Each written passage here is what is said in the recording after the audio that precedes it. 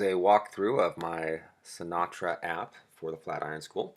So I'll show you real quick what we're doing here. This is a record collector. This is a thing for organizing your record collection. So this is where you land on the home page when you first start the app up. So you can do a login or a sign up. Let's do a sign up. I'll show you what a new you. Actually, I'll show you a login first. Let's do that. There's the login, and that's an account I've already created. So we'll log in. So once you're logged in, it takes you to your collection. So these are the records I have added to my record collection. And you have options on how to view them. You can view them, this is by record title. You can also change modes and view by artist. And all these record titles you can click on. I'll show you what happens when you do that. It's also broken down by record label. And so there's the same records. And this is all your collection, right? This is your home page. And if you want to see one of the records, let's look at this one. So this just gives you information about your record, the artist, the release date, label, type, format, etc., etc. If you want to edit the record, you can click there. And say you put the wrong release date or something, so you can change that, save it.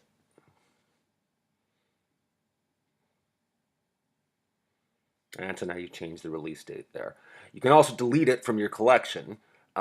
This is different, so I'll show you that. So we'll delete the record.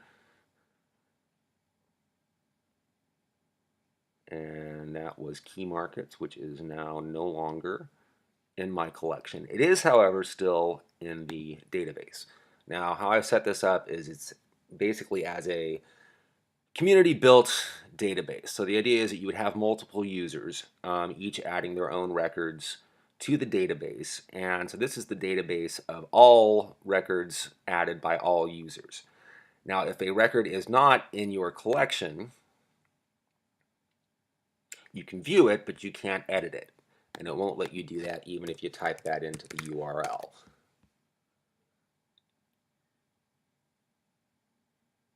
So yeah, it'll give you an error message saying that it must be in your collection to edit. So we'll add that back into my collection. Which will take you back. So yeah, Key Markets has been added to your collection. So there it is. And let's put that, I changed the release date. The release date was correct before, so let's edit that again. And put it back to 2015. Save.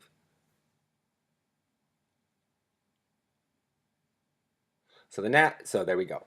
Navigation, this will bring you back to your home page. That's my username there, Kevin L. Atkins. That's the log out. Let's go ahead and log out. And we'll create a new account. So it's going to ask you, I don't know, I think it's Chrome that's auto-filling this. I'll have to look into that. So let's see. So if you don't provide all of the necessary information with your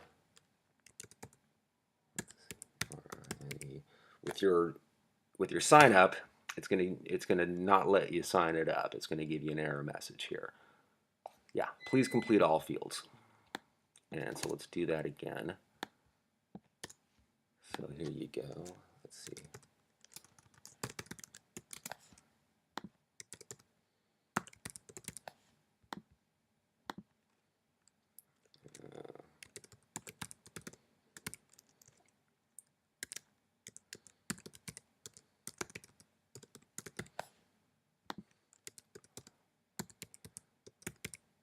Okay, so now we'll sign up.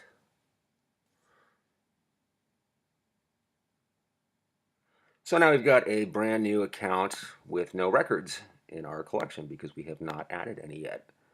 So there's multiple ways that we can add records to our collection. We can go up here to the database and we can pick out some records that we would like to add.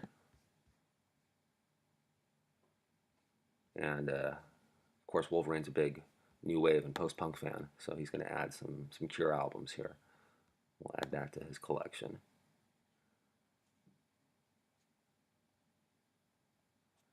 and add it to his collection. You can add a new record if it's not in the database. So let's see. Let's do closer. These are the artists that are already in the database. If the artist you want is not there, you can add it yourself. And same thing with labels.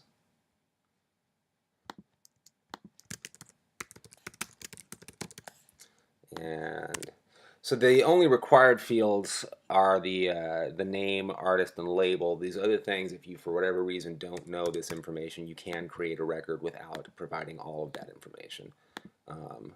But so you add all that. That's your type, your RPM. Add record.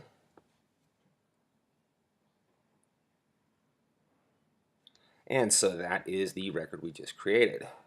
And there's no label there, so there's some sort of error in the database. I'll have to figure out what the problem is there. And it's been added also to, this is the community database, the database of all records, and it's also in our collection. Now, if you try to add a record that is already in the user community database, here's what happens.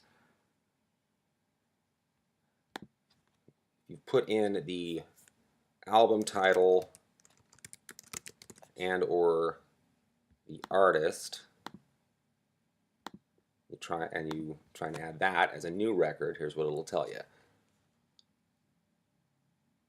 Is this the record you're looking for? Sure is, so you can add it to your collection. And that's about it. So thanks for listening, and goodbye.